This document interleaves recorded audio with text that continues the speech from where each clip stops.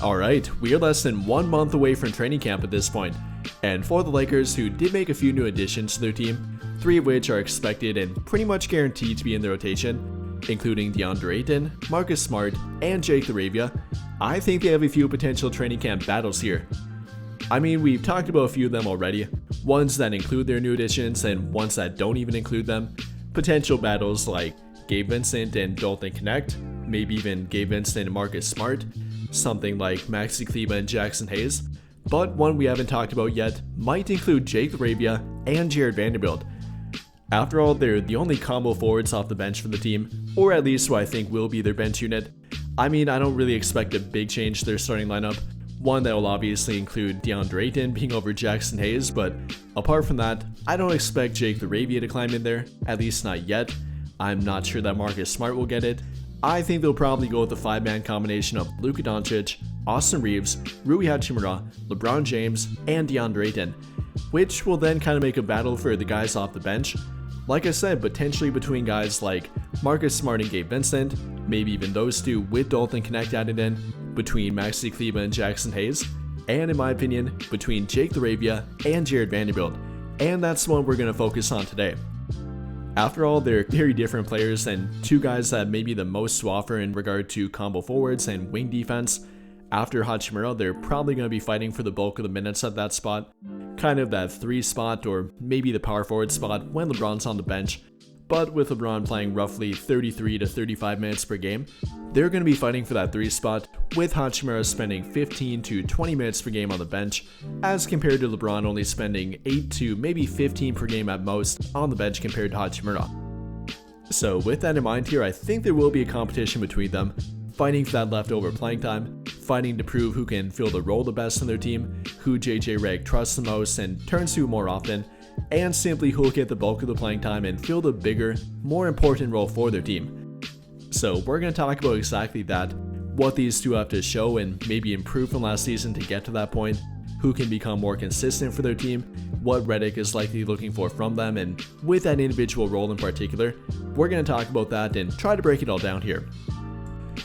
And well, beginning with where I currently have them in their rotation and their current minute distribution, I think Jared Vanderbilt might be negatively affected by the addition of Marcus Smart.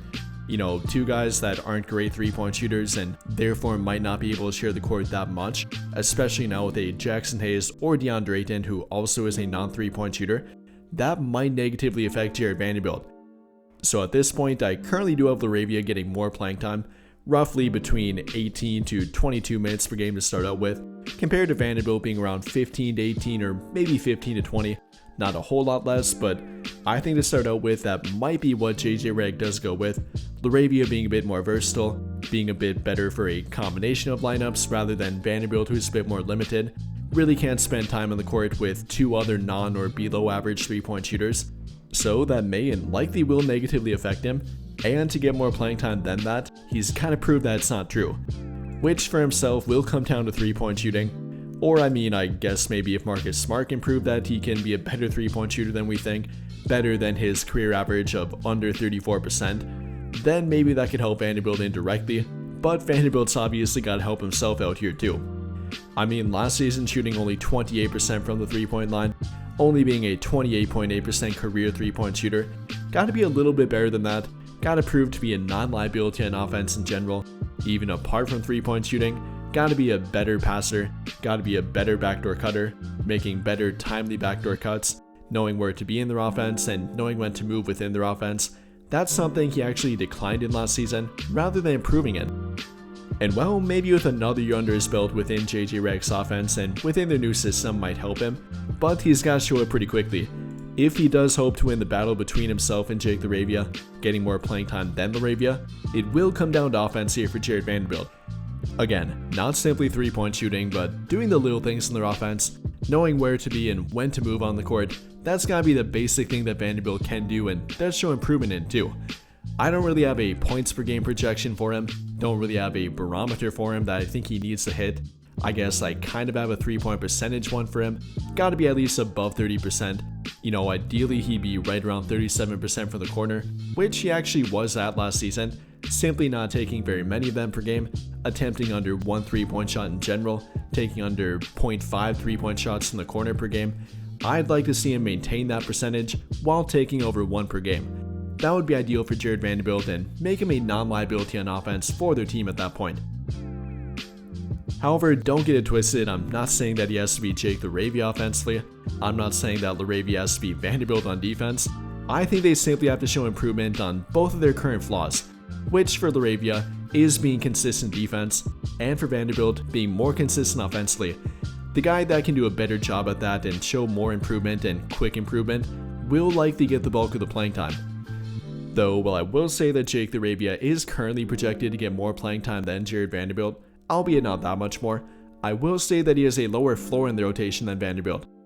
I mean, with Vanderbilt, they always know they can fall back on his defense, and not to mention very good rebounding ability too. No matter what, I don't see him getting less than 10 to 13 minutes per game in the rotation. Even if he doesn't improve offensively and doesn't show improvement at all in that regard, I think he'll still be in the rotation. But for Jake Laravia, I think he does have to show more improvement and does have a little bit more pressure on him. If he can't become more consistent defensively while maintaining or even getting better offensively, then there might be some room for regression with him and therefore in the rotation too. I mean, if he would regress back to a 34% 3-point shooter and a guy that's not very consistent defensively, then I probably don't see him getting more than 15 minutes per game at most in the rotation. I mean, it definitely is a real thing for him. Last season, yes, he was very efficient from the 3-point line, shooting a career high 42.3%, though then again, that was the first time he shot above 35%. During his first and second year shooting roughly around 34%. Yes, we have to factor in that he was hurt in both years and kind of in and out of the rotation, only playing 35 games in each of those seasons, but if he falls back to that and doesn't show what he did last season offensively, mainly in regard to 3-point shooting and off-ball play in general, then there definitely could be some regression with that. Also with the defense again, if he can't show the ability to defend and defend relatively well in multiple positions, then I don't doubt if they turn to Jared Vanderbilt. Again, I definitely do think that Jake Laravia has the higher ceiling in the rotation, potentially being able to climb to as much as 25 to 28 minutes per game, maybe even if he's really lucky and shows a lot of improvement, while Hachimura shows some regression, potentially even climbing into their starting lineup and kind of taking that role away from Hachimura, though don't get me wrong, that would take a lot for him to do. I think he has a pretty high ceiling, higher than Jared Vanderbilt's, but he does have a lower floor than him too. So that will be evaluated very early on in their team and within the rotation. Redick is going to be keeping a very close eye on them. If Laravia again can maintain what he did last season while showing improvement on defense, then that ceiling might be reached pretty well and pretty quickly for him. But for Vanderbilt to take away playing time from him, showing improvement offensively, showing to be a whole lot better than Laravia defensively, simply more consistent and can do a whole lot more than him, while not being terribly below him offensively, that's kind of the individual pathway for them and kind of how that battle might pan out for them too, which like I said will begin in roughly 3 weeks here. I think that'll be the one, if not the biggest one to watch off their bench.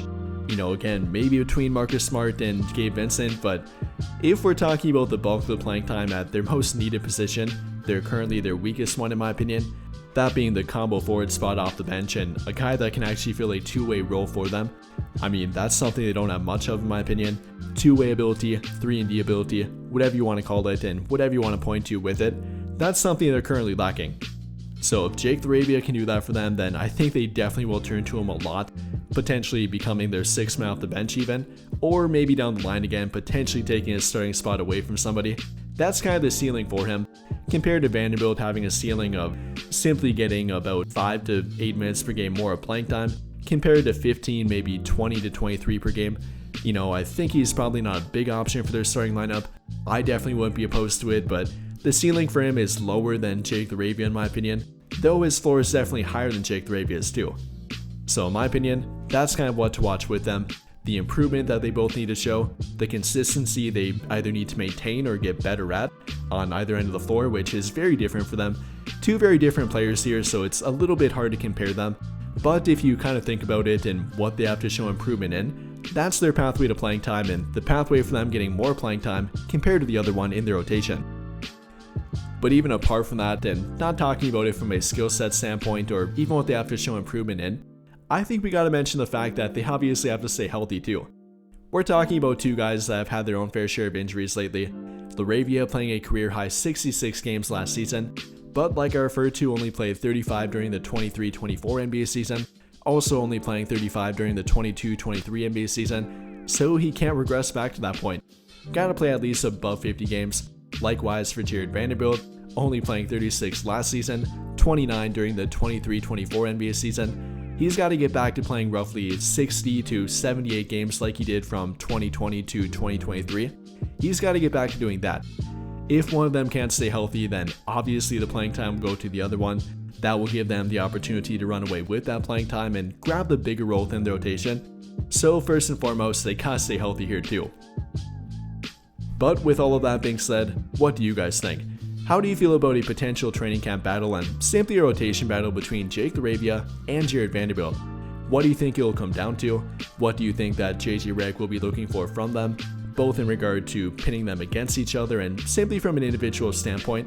And who do you think will garner the bigger role in the rotation following training camp? Let me know your thoughts in the comments down below. But I think that'll pretty much do it for this one. And if you enjoyed the video, then I'll greatly appreciate it if you dropped a like, subscribe to the channel if you have not already, and hit that notification bell to never miss out when I upload a video. But as always, thank you for watching and have a great day or night